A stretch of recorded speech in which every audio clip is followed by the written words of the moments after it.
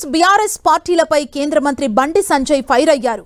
ఎంఐఎంకు తొత్తుగా పనిచేస్తున్నారంటూ ఆరోపించారు. కరీంనగర్ కార్పొరేషన్లో గెలిచిన బీజేపీ కార్పొరేటర్స్తో హైదరాబాద్కు వచ్చిన బండి సంజయ్ భాగ్యలక్ష్మి అమ్మవారిని దర్శించుకున్నారు. రానున్న జీహెచ్ఎంసీ ఎన్నికల్లో కాషాయ జెండా ఎగురవేస్తామన్నారు.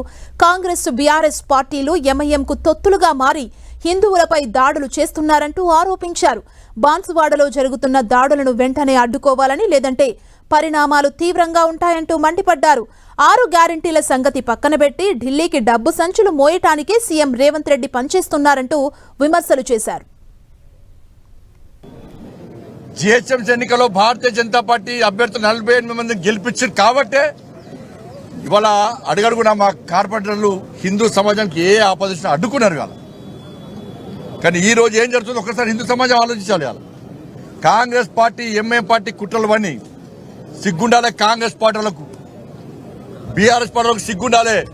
ఎవడు ఏ ప్రభుత్వం వచ్చినా బీఆర్ఎస్ వచ్చినా కాంగ్రెస్ వచ్చినా మా బూట్లు నాకాలే, మా కాళ్ళ కింద వాడు బతకాలే అని చెప్పి ఎంఐఎం పార్టీ వారిని ఇచ్చినా కూడా సిగ్గు లేకుండా ఇలా కాంగ్రెస్ బీఆర్ఎస్ వాళ్ళు ఎంఐఎం పార్టీని బూట్లు నాకు ఇలా బతుకు మీ బతికి ఎందుకో అర్థం కాదు. ఇప్పటికి మీరు బతికే నానేనంటుండే వాళ్ళ కాంగ్రెస్ పార్టీలో బీఆర్ఎస్ పార్టీలో ఉన్న హిందూ నాయకులారా, హిందూ కార్యకర్తలారా, నేను రెచ్చగొడుతున్న వాస్తవాలు చెప్తున్నాను. నేను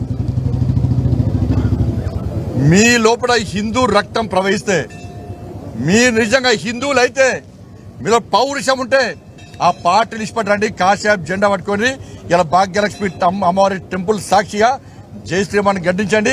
ధర్మం కోసం, దేశం కోసం, సమాజం కోసం పనిచేసేటువంటి ఒక సంకల్పం తీసుకొని రావాల్సిందిగా నేను 2 పార్టీల కార్యకర్తలకు అప్పీల్ చేస్తున్నాను.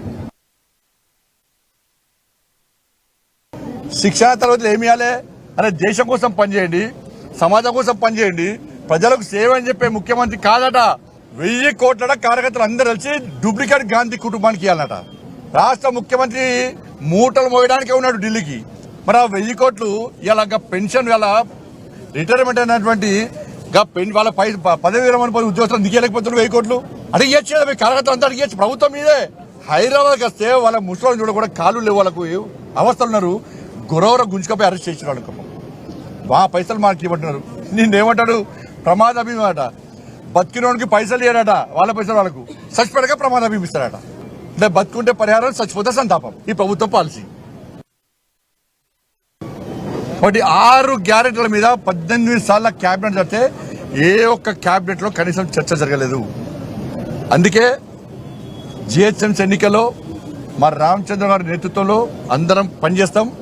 నేను జీహెచ్ఎంసీ భాగ్యనగర్ ప్రజలకు అప్పీల్ చేస్తున్నా, మీరు పోయినసారి ఎన్నికల్లో ఎటువంటి జాగృతమైనో అభివృద్ధి చేయడం మా బాధ్యత. చేస్తున్నది నరేంద్ర మోడీ ప్రభుత్వం.